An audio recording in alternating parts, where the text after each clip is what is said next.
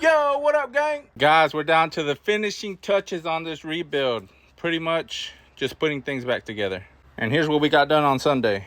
It was time to replace the water pump, and I'm telling you, man, this job was way more difficult than it should have been. Here's the new one after I replaced all the fittings. And here's how it looked after we put it back on. In the meantime, my father-in-law was replacing the front crankshaft seal.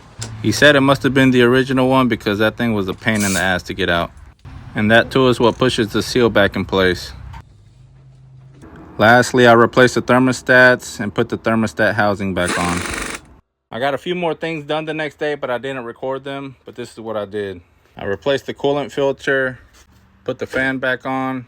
Also put those new oil filters in and poured the oil in. Also replaced some hoses and put the pipe that goes from the thermostat housing to the water pump back on.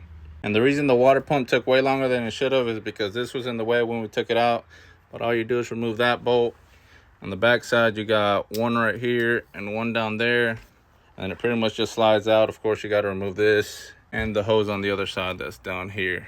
And another one that's at the bottom. But since the EGR cooler was in the way, we had to take off the alternator, the AC compressor, and take this whole bracket off. That way it could slide out. Even then, it was still pretty tight, but we got it out then. And that's pretty much it, you guys. Still got to do a few more things, so stay tuned for the next episode. Stay safe out there, drivers.